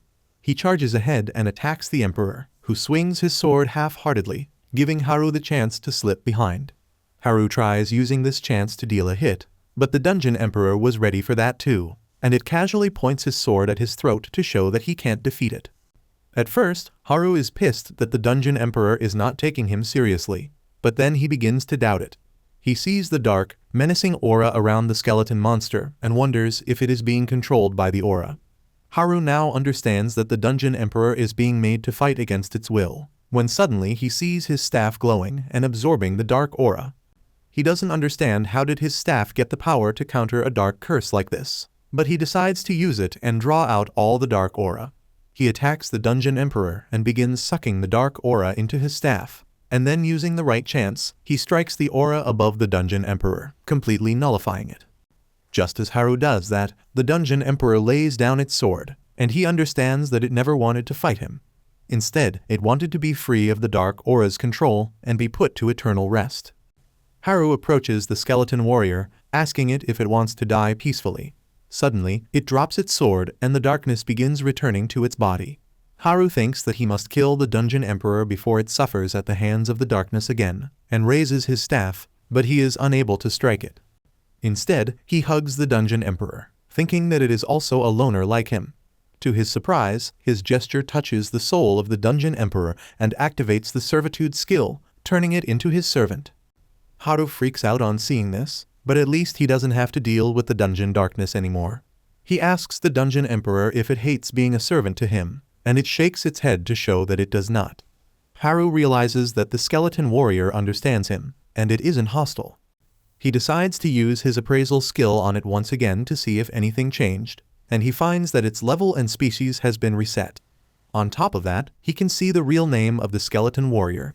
Turns out that she was a girl named Angelica before turning into a skeleton, and Haru freaks out thinking that class rep is going to scold him for using servitude on a girl again.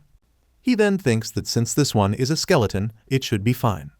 He decides to head back to the city with his new servant and finds a door that leads them to the 100th floor of the dungeon.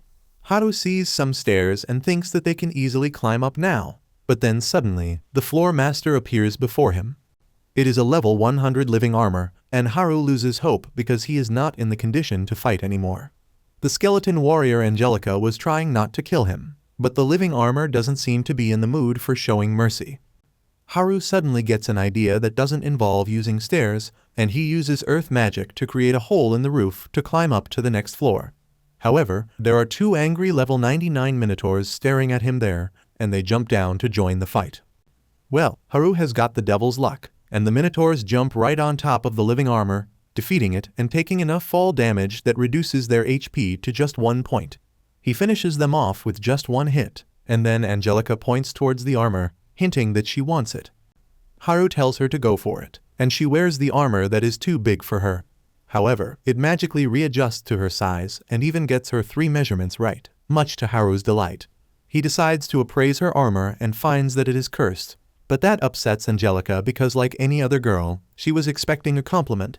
She begins to march upstairs angrily, and Haru just follows her.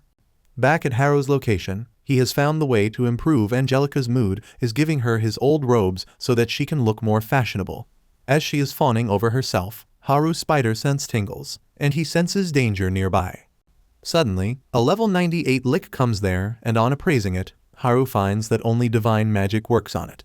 The lick attacks him, and he barely dodges it before recalling that his staff had some sort of divine spell in it. He activates the divine power of his staff and pokes the lick with it, easily defeating it. On the next floor, Haru finds a bunch of poisonous moths, but he knows their very obvious weakness. He sends a fireball in the middle of the group of moths, and they are all attracted towards it. He then pours more mana into the fireball to make it bigger, wiping out all the moths at once. On the next floor, he finds the caterpillars that will turn into the moths one day, and luckily, they also have the weapon of their own demise in the form of sticky threads. Haru uses the thread and earth magic to create an earthen carpet and rolls it over the caterpillars, killing them all without any effort. However, his smooth winning streak is interrupted on the 95th floor as he feels an ominous aura all around him. Strong winds start blowing as he approaches near the boss, which is a level 100 living sword. Haru thinks it is cheating for the boss to be at a higher level than the floor, and it doesn't look it will be as easy to defeat as the previous bosses. The sword attacks them, and Haru quickly moves behind to its exposed back to defeat it. However, the sword dodges and launches a counterattack that shocks Haru. He somehow dodges it, and then one of the smaller swords also attacks him. He realizes that he can't keep up with this type of enemy, but he knows who can. So he tags Angelica and tells her to deal with the sword monsters because that is her field. Angelica releases her powerful aura as she draws her sword, and the living sword also unleashes its full power in response. Angelica charges straight at it, and Haru panics, thinking this is not the best strategy. To his surprise, Angelica easily overpowers the living sword and destroys it in one hit. Haru realizes that he was lucky that Angelica didn't want to kill him when they fought, but right now, she is his strongest ally. On the other hand, Haru's classmates have reached the 50th floor while looking for him, where they fight a terrifying 4-armed cyclops. They can't hold out against the giant monster, and are on the verge of being wiped out. The leader of the jocks and the leader of the nerds begin to wonder what would Haru do in such a situation, and they suddenly come to an understanding about what they should do. They go to support the class rep who is having a hard time on the front lines, and tell her about their plan. The plan is risky, but the head jock gets class rep to agree to it. He uses his hyper-acceleration skill to overwhelm the Cyclops with his speed while the girls distract it with magic attacks. The Cyclops bitch slaps him before he can do anything, but that was a part of their plan. The head jock was just a decoy who had to distract the Cyclops while the head nerd charged up his bow. He shoots his most powerful attack and blows up the Cyclops' eye, defeating it, and the entire class rejoices. Meanwhile, as Haru and Angelica are climbing up the floors, the dungeon suddenly starts rattling as a huge horde of monsters gets on the move. Back at the entrance of the dungeon, the guard is whining and bitching about how no one respects him, and the students went into the dungeon despite him warning them about a monster stampede. Suddenly, all the rats in the dungeon run outside, and when the guard turns around, he is shocked to see menacing slime monsters coming towards him. He freaks out and runs to the Adventurers Guild and informs the guild master that the stampede has begun. The noble girl Mary is also there along with some experienced adventurers, and they are all worried about the stampede. The guild master pulls out an old scroll from his bookshelf that shows a layout of the dungeon. He explains that dungeons are kind of like living beings, and they grow by expanding downwards into the ground. Once they reach their final floor, their growth spots and a huge number of monsters are spawned, who rush outside because the dungeon can no longer contain them. The scroll also says that the only way to stop a stampede is to kill the dungeon boss on the lowest floor, because defeating the boss will make all the monsters disappear. The adventurers ask who can even do that, and Mary immediately thinks of Haru. Suddenly, the earth rattles as the monsters begin attacking the city. The guild master sends one adventurer to evacuate the citizens, and the other one to rally all the adventurers and soldiers at the city gate so that they can defend it. Inside the dungeon, Haru is still climbing up without any difficulty. He finds a bunch of griffins in one floor, and he throws them some poisoned fish. The griffins eat them up immediately and soon fall unconscious on the floor. Haru just hits them and turns them into XP, and then heads upstairs. Back at the city gates, the adventurers have fended off the first wave of the stampede, but many of them have sustained serious injuries. Mary is worried now, and suddenly, one of the adventurers remembers that the students went into the dungeon earlier today, and Haru was with them. The guild master thinks about it, and says that Haru is probably the only one who can kill the dungeon boss and end the stampede. He wants to deliver this message to him, and everyone wonders who will do it. They stare at Mary because she is the only one who is not contributing anything to the fight, so she might as well be a messenger. She gets terrified and teary-eyed on hearing this, and says that she can't go to a place swarming with monsters by herself. The guild master understands her concerns and sends the guy named Ofter to escort her. Ofter says that if he goes to the dungeon, they will have one less capable warrior here, but the guild master says that he is Whitebeard's illegitimate son, and he swears on his mustache that he will hold back any monsters that come here. Meanwhile, in the dungeon, Haru comes to the 81st floor, which has a water-based theme and piranha-like monsters. As he wonders what should he do and takes a peek at the water, some piranhas attack him. Luckily, Angelica protects him by slashing the fishes.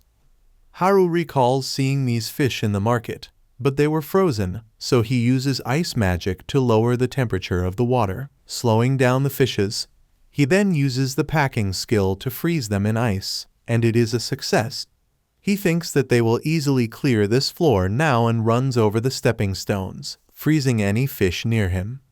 Suddenly, a huge piranha pops out of the water, and Haru realizes that it is the boss of this floor. It seems angry at him because he froze her family and attacks him with a huge wave. Angelica ditches Haru at the last moment, and he gets swept underwater. However, he makes a surfboard with earth magic and propels himself up instantly. He rides the wave and then jumps towards the giant piranha's head, knocking it out with one solid hit. After confirming that the boss monster is defeated, Haru gets to safety and happily resumes his journey to the top of the dungeon. He feels even more confident in his abilities now and quickly climbs up. On the 79th floor, he finds the pilgrim's ring that brings happiness and protects against bad luck. On the 77th floor, he finds the blessed bangle that can dispel a curse, but only once. On the 75th floor, he defeats the floor boss and gets the necromancy ball that can control the living and the dead. Haru is thrilled to find all this treasure, but then realizes that he is neither cursed nor unlucky. He suddenly turns around and offers the ring and the bangle to Angelica, saying that she can break free from her curse and find happiness using them. He even adds the necromancy ball as a bonus. Angelica tries to refuse, but Haru pushes the items on her, saying that girls like accessories, so she should accept them. In the end, Angelica takes the 3 treasure items, and their powers suddenly start working on her. Haru doesn't notice that he runs away to explore the dungeon, while Angelica removes her helmet to reveal that she has turned into a proper human now. She quickly puts the helmet back on to chase after Haru. On the other hand, Haru's classmates have just finished a long and rough fight with a pack of werewolves, when suddenly they feel someone coming towards them. They think it is another monster, but luckily it turns out to be Ofter and Mary. They tell everyone about the stampede and how they need Haru's help. But on learning that he got separated from the rest of the crew, Mary loses all hope. Class rep comforts her, and then tells everyone that they have no time to rest because they need to find Haru even quickly now. Meanwhile, Haru is playing the floor is lava with the dungeon. He is somehow managing the heat while crossing a bridge over the lava lake, when he almost tumbles to his death. Angelica holds him and tells him to rest in the corner, and Haru takes up the idea. He wonders how can he regain the stamina he has lost because of the heat. Suddenly, he finds a gentle breeze blowing from a hole in the wall, and he puts his head inside it and uses wind magic to help himself cool down. Coincidentally, the other end of the hole is on the floor where everyone else is, and class rep hears Haru edging to the cool wind. She calls out to him, and Haru responds. He realizes that this is the hole he fell through, and wonders if he can get out of it. He recalls that he couldn't do that the last time and asks class rep if anyone has a rope. They don't have anything to help him, but as Haru learns that they are on the 54th floor, he thinks that he can reach there quickly. Class rep stops him, and then tells him that the town is in danger. She tells him about the stampede, and then Mary and Ofter tell him that he needs to defeat the boss to end it. Haru just glances at Angelica, and then tells everyone that he has already defeated the boss. Everyone is astonished to hear this, and they wonder how can there be a second wave of the stampede if the boss is defeated. The adventurer asks Haru if he is sure that he killed the boss because only killing it is the solution to the monster stampede. Haru realizes that if he is going to save the city, he needs to kill Angelica. He begins thinking about how she is just a girl who has been trapped in the dungeon this entire time, and he has formed a close bond with her now. He doesn't want to kill her, and tells everyone that he has not killed the boss. He begins thinking of a way that can keep the city safe without sending Angelica to the afterlife. He decides that he will do whatever it takes, and tells Angelica that he is going to need her help.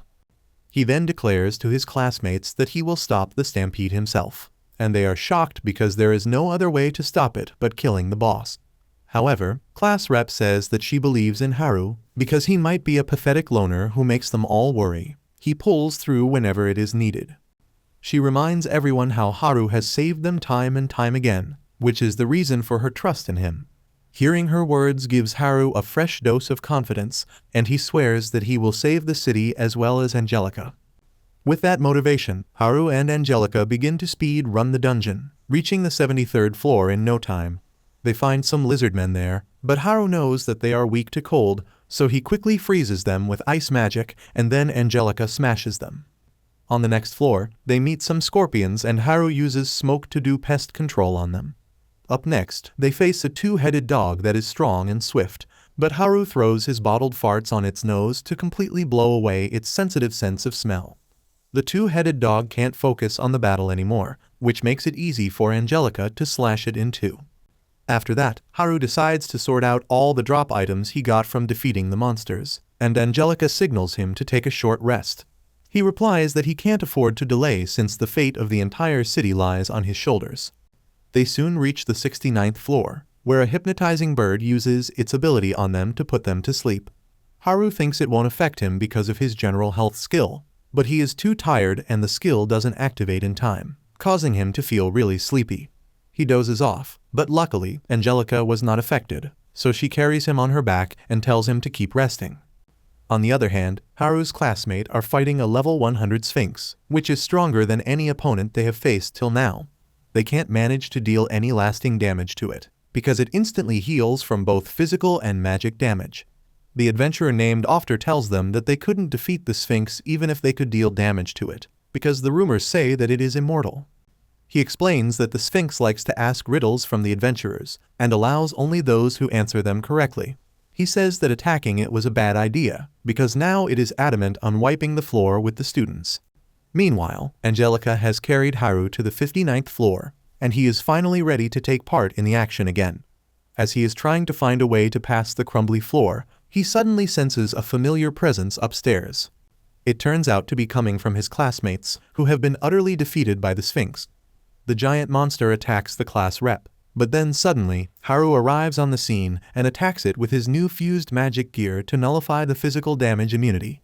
While his initial attack doesn't do any damage, it gives Angelica the chance to attack the Sphinx and slash its head off, killing it for good. After that, Haru and class rep stare at each other, and she welcomes him back, saying that everyone was waiting for him to return. Everyone tells him that he is late, and then class rep asks about the night with him. Haru is just about to introduce her, when the floor under his feet crumbles, and he begins falling to the depths of the dungeon again. However, he uses some Spider-Man-like moves to step on the falling rubble and comes out on the floor again. He tells everyone not to worry about him because he has got a bunch of new skills that can help him be alert against such hazards, but he jinxes himself by saying that as the ground beneath his feet breaks again. Haru is thoroughly unprepared for this and accepts his fate, but then class rep runs towards him and catches his hand.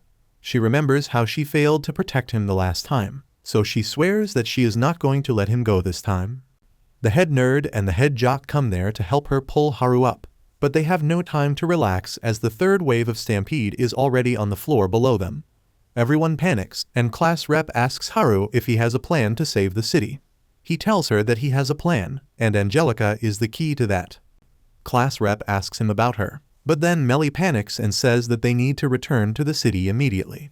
After agrees and says that they will take the warp gate to reach the surface directly, and Haru is shocked because he didn't see anything like this on his way. After tells him that he didn't see it because he was climbing up the dungeon, and the mechanism doesn't work in that case. Soon, Haru and the others reach the city gate where the guild master and others are standing guard in anticipation of the third wave of the monster rampage. Suddenly, the third wave arrives, and it is much larger than the previous ones. As the monsters flood the plains and griffons take to the sky, the adventurers crap their pants because the previous two waves were just teasers, and this is on a completely different scale. Everyone gives up the hopes of winning, but then Haru gives Angelica a signal and she goes ahead and unsheathes her sword. She stabs the ground with it, releasing a vast amount of energy that begins traveling in all directions, covering the entire city and the dungeon area within its range. Haru thinks that since Angelica truly is the boss of the dungeon, and she has effortlessly killed monsters on their way to the top, she might have absolute control over the monsters too.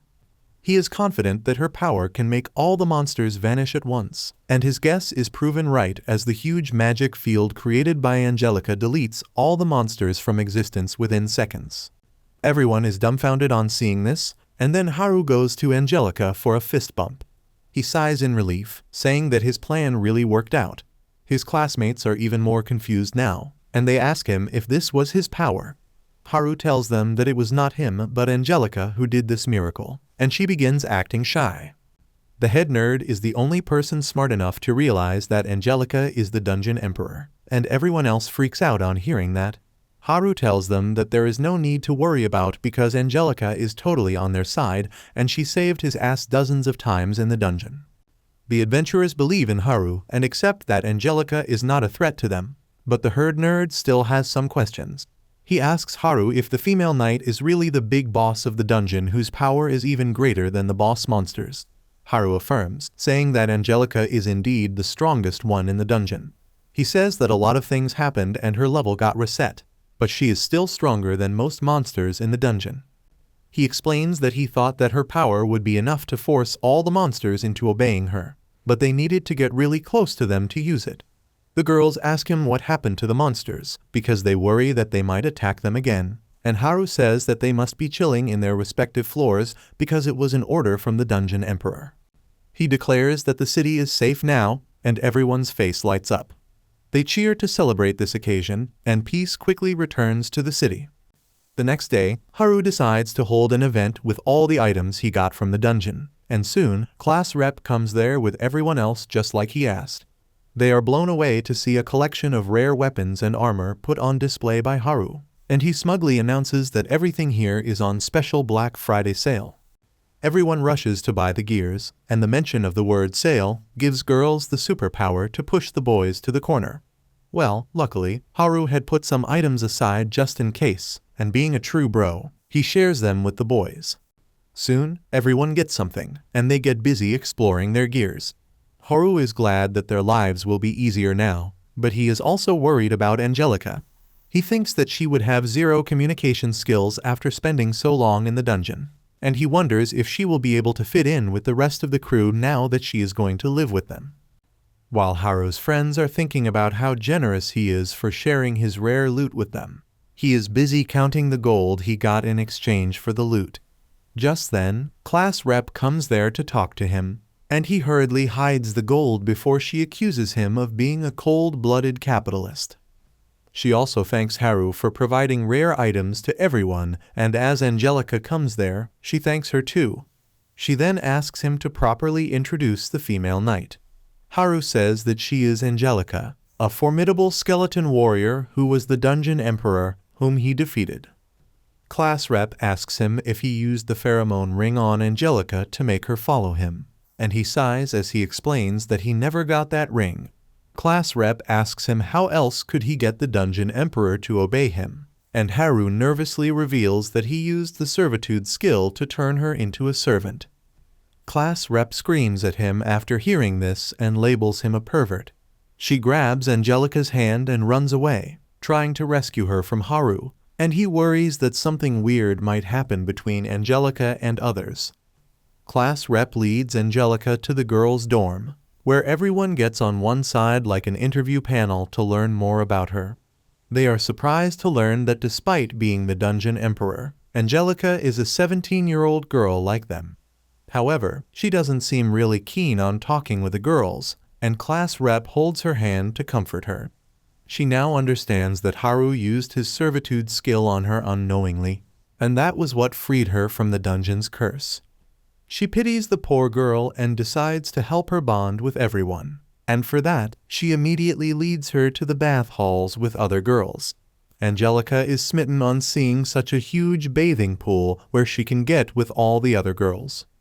While everyone starts stripping, she has trouble taking off her armor. Class rep goes to help her, thinking that even though Angelica is a skeleton, every girl deserves a good wash. However, when she finds a normal human leg underneath her stockings, she is dumbfounded like the other girls. They help her remove her armor fully, and their jaws drop to the floor as they find that Angelica is a pretty blonde bombshell.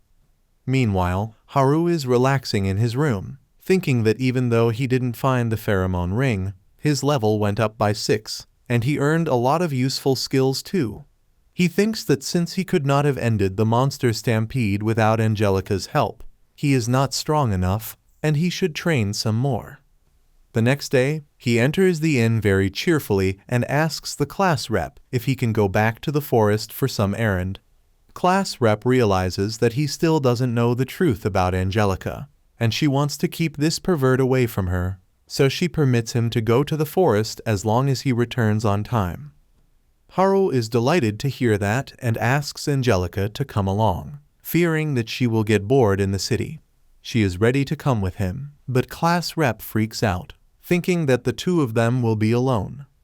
She tries to stop Haru, but then begins wondering why the thought of him being alone with a girl got her panties in a bunch. She just tells him to take care, and Haru takes his leave with that. Once he reaches the forest, he tries out his new skill called Phase, that turns him into the Flash for a couple seconds. He accidentally runs over a cliff because he can't control the speed, but uses his abilities to nail a soft landing. Just then, Angelica comes there following him, and she slips on some mushrooms to fall off the cliff. Haru catches her and remarks that she is surprisingly heavy for a pile of bones, and she gets embarrassed. After that, he returns to his cave and relaxes in his jacuzzi, teasingly asking Angelica to join him, knowing that she will refuse this suggestion because she is a girl despite being a skeleton. However, Angelica is legally bound to obey his commands, so she comes to the bathroom wearing just a towel, and Haru freaks out. He doesn't take long to realize that she is the knight and takes her to his room to learn more about her. Turns out that she is just like Komi-san and can't even speak confidently, but she does some gestures that explain her story. Haru learns that when she wore the cursed armor, it created some flesh around her bones so that it could stick to that, but then the purifying bangle neutralized it. The other two treasures he gave her helped her get her soul back, and she was completely revived, but after being trapped in the dungeon as a skeleton for 100 years, she has lost her ability to talk. Haru realizes that he is responsible for all of this, and Angelica is following him around to repay her debt. He tells her that she is free to do whatever she wants now, so she doesn't have to be with him always. She passionately refuses that suggestion and then clings to him, not willing to let go. Haru understands that she needs to stay by someone's side after all these years of loneliness, so he starts giving her head pats and then tells her funny stories till she falls asleep. After 10 days of living under the same roof, Angelica has grown more expressive around Haru, who asks her to spar with him because he has a new skill he wants to try. She agrees, and Haru asks her to attack him first. She obeys, and he uses the phase skill to dodge all her attacks precisely.